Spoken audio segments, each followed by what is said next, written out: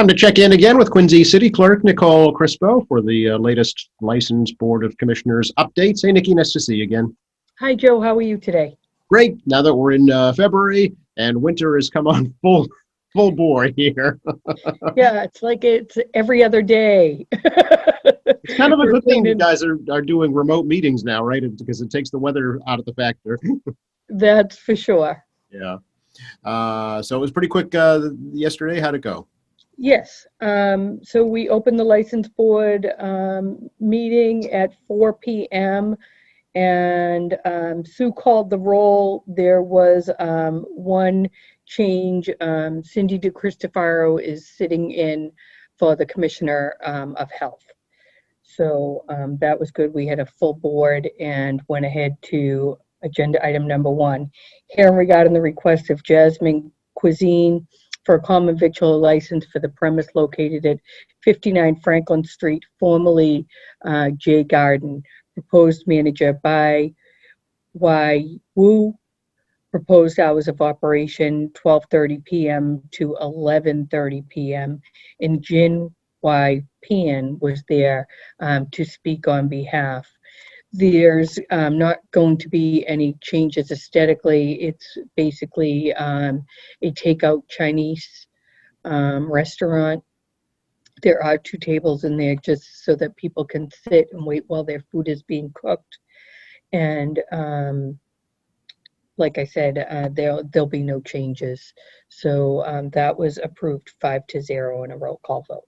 All righty, very good. Next was agenda item number 2, which was more of a housekeeping issue that we had going on regarding the request of the William R. Caddy Detachment Building Fund, 111 Newbury Ave, to approve a change of officers and directors on the all alcohol beverage club license, and Lawrence Cunningham as the manager of the all alcohol beverage club license. We did take 2 separate votes on that. The manager change was previously approved by the ABCC, returned for no action as the officers and directors also needed to be updated. So we took those 2 votes and cleaned that up administratively. We'll resend it into the ABCC and there should be no issues with that. And that did go through 5-0 and concluded the agenda for yesterday. We did get a motion to accept the minutes of the January 26th meeting and waive the reading, and our next hearing will be on February 23rd. Okay, is the Caddy Club actually open, Nikki, during the pandemic? No. Yeah. You know, to be honest with you, I don't think it is. Yeah. Okay. But a good time to do those housekeeping things that we had, sitting pending. So we're getting that done. Yeah, I know that the governor recently increased capacity for some businesses, including restaurants. Does they have to do anything with your office to abide by those? No, but we are in the process of actually looking at the temporary extension of premise for the patios. So I know that, before you know it, it'll be springtime. And right now the governor's order is for 60 days after the emergency, the extension for those temporary outdoor patios. So we're looking at that. We're going to see if, and that's contingent on the local licensing board following those guidelines. And I believe we will, and do whatever we can.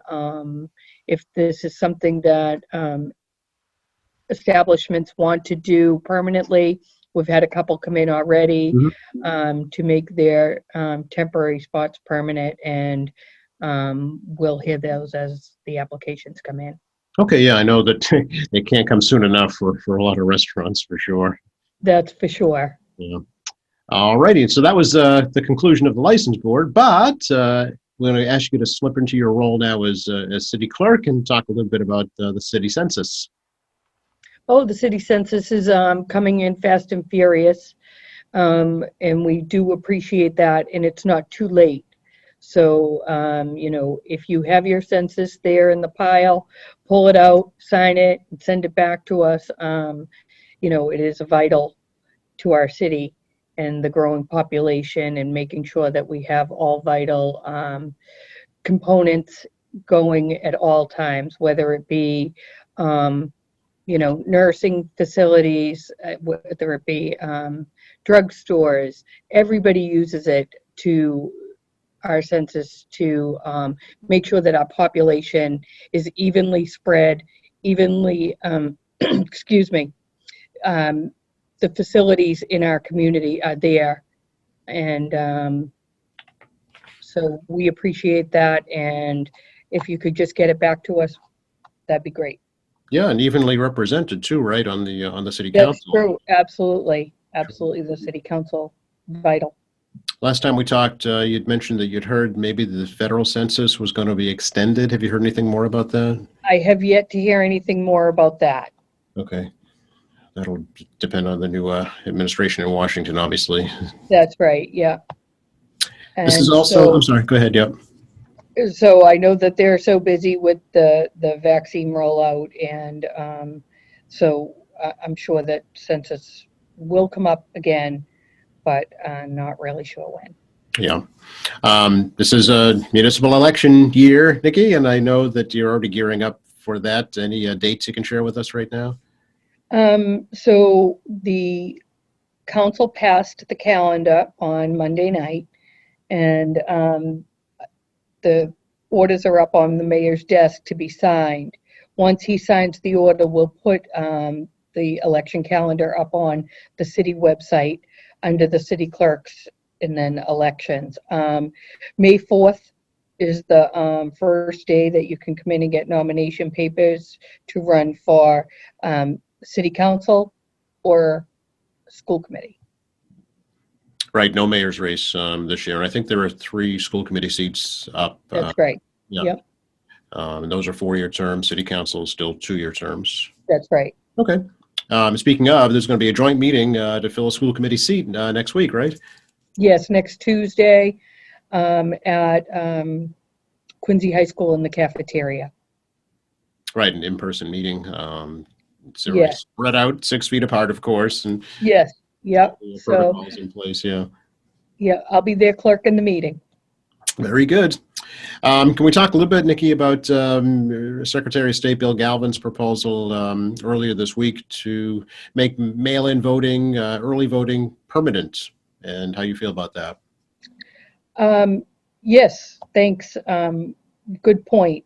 We are working with the Secretary of State's office. I'm actually on a working group, and they're asking the city clerks and the town clerks what worked for us, what didn't work for us, and how we can make early mail-in voting something that's permanent.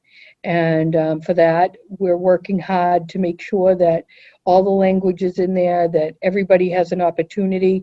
The other thing he's talking about working on is same-day voter registration. So, and that's not going to be till 2022, I believe. But, I certainly appreciate Secretary Galvin reaching back to the city clerks, to the town clerks, to get their know-all, because it's what we do on a day-to-day. And they're still going to have absentee voting, but this is going to be something available to all citizens. Yeah, this was something the legislature would have to enact that, right? It's a proposal right now. It is, yeah. So we're working, we're meeting every Friday and with the working group, and it's a great group of people in cities and towns. And, I can't even tell you, Secretary Galvin's office, how they are vital in getting this done. And so for that, we appreciate them looking to us for the guidance. Yeah, would this be just state elections or would it be local elections too? I believe it'll be for every election going forward. Yeah. Okay. So what do you think worked in Quincy and what needed some improvement? So I was really proud of the way that we handled the mail-in voting, and I can't thank the administration enough for them giving us, everything that we needed to implement such a big task for the first time under such a small window of space to get everything done. And that was crucial in getting it done. But to be ahead of it, to get a plan in place, and we worked and got we tweaked some things as we went from September to November. We have a list of things that worked and didn't work, and we're still, to this day, working on what we can do to improve it going forward. But 42% overall voted early, and I think that some people still believe in going to the polls. Mhm. And so for that, they're open and they're going to be there. But for the people that want to vote by mail, I think it's a great opportunity. Okay. It seemed like one of the things that really worked best is the collaboration with the post office and really pulling those Quincy ballots before they had to go into Boston and then come back. Right. Working with Councilor Harris and the post office, they did a tremendous job. We separated the ballots into zip codes so they didn't have to go into Boston for processing, and got them right out in our own city. And so for that, there wasn't a 3-day lag, and I think that everybody was happy with the process and the portal that Secretary Galvin put together, where you can see the date your ballot was mailed, and you can track it essentially. So until it gets back here and it's counted. So I think that it really shows the citizens of Quincy that we take elections very seriously, and I'm very proud of the work that we do here to make sure that every ballot is counted and that every person that requests a ballot get it. Yeah, it was some of the record highest turnouts ever. So obviously something worked. Anything else we should let folks know about today, Nikki? I think that's about it. Like I said, please get your census form back as soon as you can. We're working on them now, and we appreciate you taking the time to review it, sign it, and send it back. Okay, and the postage paid envelope, by the way. It certainly is, as always. All right. Thanks for your time, Nikki. We'll catch up again after the next meeting. Okay, Joe, take care.